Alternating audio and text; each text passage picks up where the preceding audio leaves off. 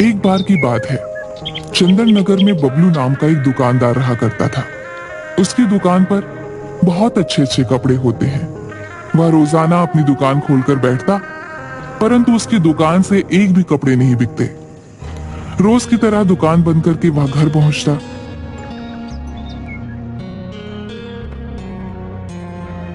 हर माल 100 रुपए का, हर माल 100 रुपए का, ले लो, भारी लूट मची है। अरे भाई क्या हुआ, उदास काहे हो? सुबह से कुछ बिका नहीं क्या? क्या बताएं भैया, कुछ भी नहीं बिका सुबह से।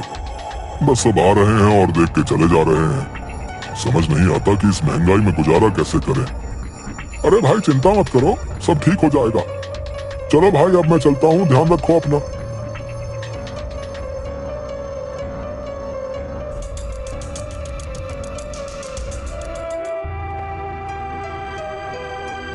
नहीं अम्मा, आज भी कुछ नहीं बिका।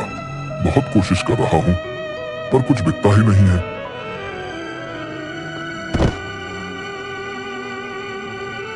बेटा लड्डू, तुम दौड़ क्यों रहे थे? क्या हुआ?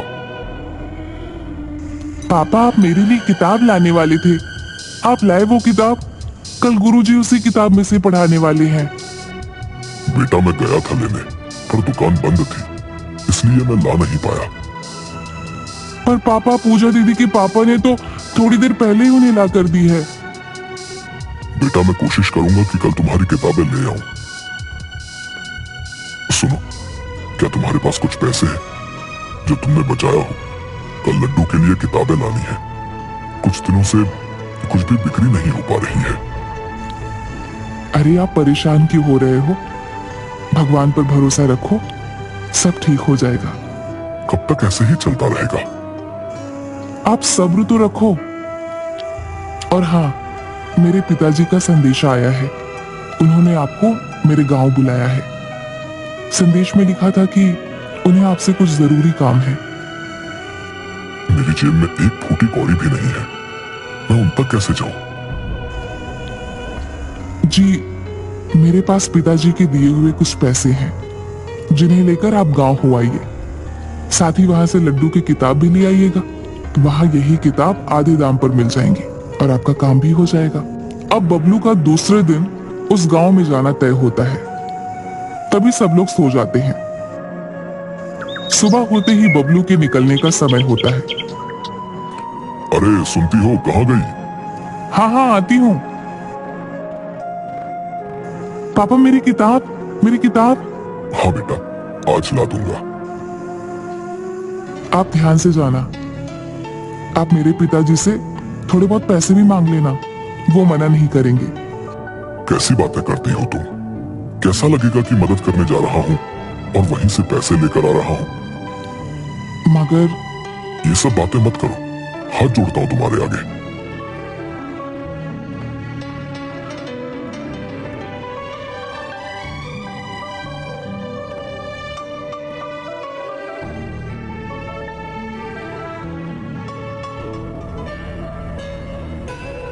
अरे अतुल भैया, खिपौना जाने के लिए कोई तांगा या बैलगाड़ी नहीं दिख रही?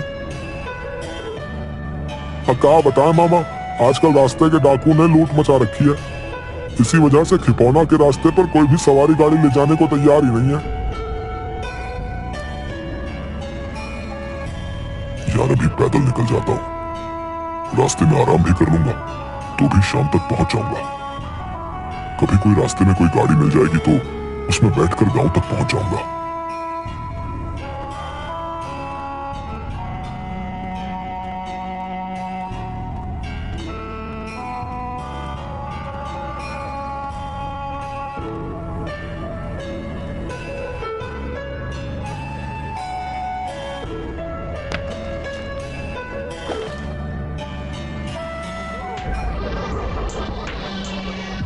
तुम्हारे पास जो भी हो उसे हमें दे दो, नहीं तो हम तुम्हें छोड़ेंगे नहीं।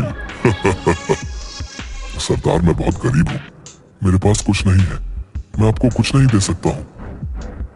बबलू बोल ही रहा होता है कि तभी एक डाकू बबलू के सर पर डंडा मारता है, जिसकी वजह से बबलू बेहोश हो जाता है। डाकू उसका सारा सामान चुरा लेते हैं और उसे एक पेड़ के नीचे छोड़ देते हैं। थोड़ी देर बाद बबलू को होश आता है और बबलू बहुत जोर जोर से रोने लगता है। हे भगवान, ये सब मेरे साथ ही क्यों हो रहा है? मैंने इस सब का और तेरा क्या बिगाड़ा है जो तू मेरा इम्तिहान ले रहा है? बेटा, तुम्हें रोने की कोई जरूरत नहीं है। मैं हूं ना तुम्हारी मदद के लिए। कौन कौन? बेटा, तुम्हें डरने की जरूरत नहीं है। जिस पेड़ के नीचे तुम बैठे हो, मैं उसी पेड़ की आत्मा हूं। डरो मत, मैं तुम्हें कोई नुकसान नहीं पहुंचाऊंगा। मैंने तुम्हारे साथ जो भी हुआ वो सब देखा है। मैं तुम्हारे साथ जो भी हुआ वो सब जानता हूं। मैं तुम्हें कुछ देना चाहता हूं। अब मुझे कुछ नहीं चाहिए। तुम किस तरह से मेरी मदद कर सकते हो?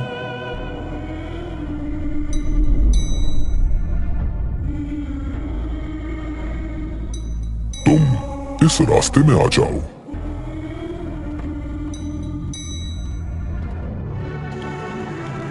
बबलू उस रास्ते में अंदर चला जाता है।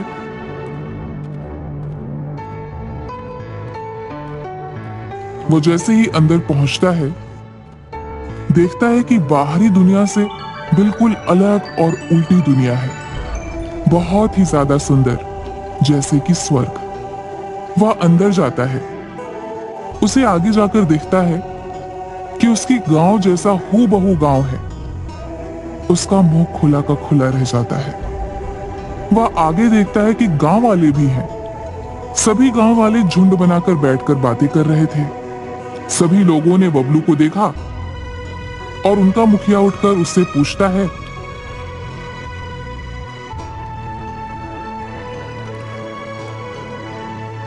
भाई कौन हो? तुम कहां से आए हो? मेरा नाम बबलू है। बबलू उसके साथ हुई घटना को बताता है कि मैं यहाँ ऐसे पहुंचा।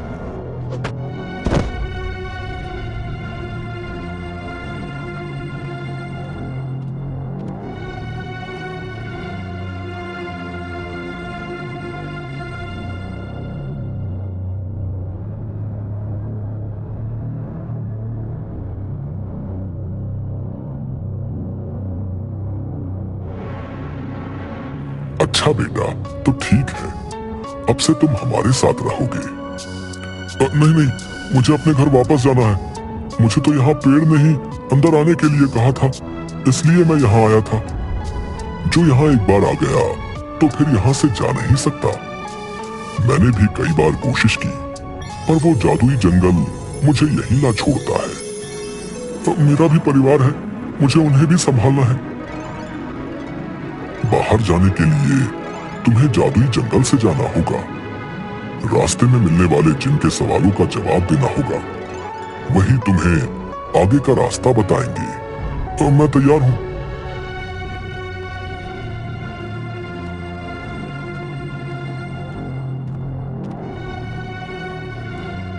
यही जंगल पार करके तुम्हें जाना होगा। इतना कहकर मुखिया वापस गांव चला जाता है। बबलू वहां से आगे जाने लगता है। तभी वह किसी चीज से टकराता है। उस चीज में से एक बादल नुमा इंसानी आकृति निकलती है। इसे देख बबलू पीछे हटने लगता है। बबलू मुखिया की बात याद करता है और रुक जाता है। जिन बताओ, तुम मुझसे क्या पूछना चाहते हो? ये तुम्हें कैसे पता कि मैं तुमसे कुछ पूछना चाहता हूँ? मुझे ये बात मुखिया जी ने बताई है। साथ ही मुझे इस जंगल से निकलना है। पर मेरी एक शर्त है। कभी तुमने मेरे सवालों का जवाब नहीं दिया तो मैं तुम्हें वापस जादुई गांव न भेजकर तुम्हें खा जाऊंगा। तुम्हें मुझे तो क्या, सारे गांव वालों को छोड़ना होगा। मंजूर हो तो बता दो, नहीं तो मैं भी इन्हीं गांव वालों के साथ रह लूंगा। अच्छा तो ठीक है, मैं भी तैयार हूं। तो सुनो, तुम्हें इस पहेली का जवाब देना होगा। देखी रात अनोखी वर्षा, सारा खेत नहाया, पानी तो पूरा शुद्ध था पर पीना कोई पाया। देख ही रहा अनोखी वर्षा, पर पी ना कोई पाया। ये कोई सवाल नहीं हुआ। तुम ही ने मानी है मेरी शर्त। बबलू भी जानता था कि इस प्रश्न का उत्तर नहीं दिया तो उसकी जान तो चली ही जाएगी और लोगों के बचने की उम्मीद भी खत्म हो जाएगी। पहली को सोचते हुए बबलू को उसके खेतों की याद आती है, जब वह उसके पिता के साथ खेतों में जाया करता था। वहां पूरा खेत और पत्तों पर ओस जमा हुआ करता था, जो कुछ पहेली की लाइन में मेल खा रही थी। तपाक से बबलू बोला, इसका उत्तर है ओस। ओस सिर्फ रात्रि और भोर के समय ही गिरती है। ओस की वजह से खेतों में पानी जमा हो जाता है। ओस का पानी शुद्ध और साफ होता है, पर इसे एकत्र करना बहुत मुश्किल होता है। मैं तो जादुई बड़े से बड़ा जहाज बना सकता हूँ, लेकिन मैं एक बार भी नहीं उड़ सका। मैं हूं कौन? पानी का जहाज जो सिर्फ पानी पर तैर सकता है, उड़ नहीं सकता। रहा आपके इसी प्रश्न में दूसरा सवाल, मैं हूं कौन? इसका जवाब है मनुष्य। वो बड़े से बड़ा जहाज बना तो सकता है, लेकिन खुद कभी नहीं उड़ सकता है। तुम बहुत तेज दिमाग और बुद्धिमान हो।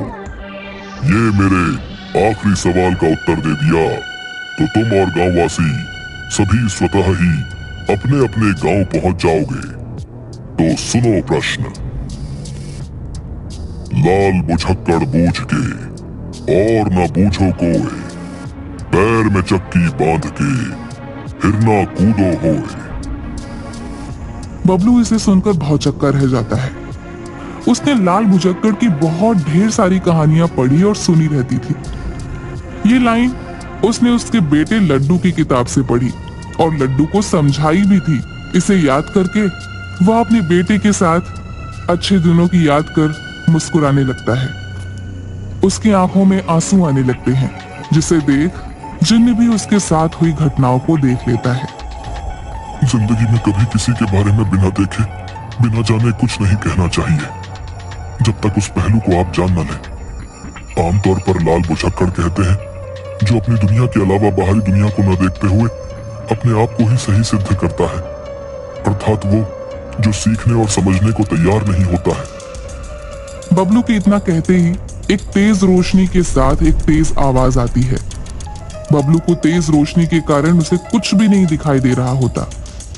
उसके बाद वह देखता है कि वह उसके गांव के पास खड़ा होता है। उसे सभी के घर दिखाई देते हैं, पर खुद का घर नहीं दिखाई देता। वह जहां पर खड़ा होता है वहां एक बहुत बड़ा और सुंदर घर होता है।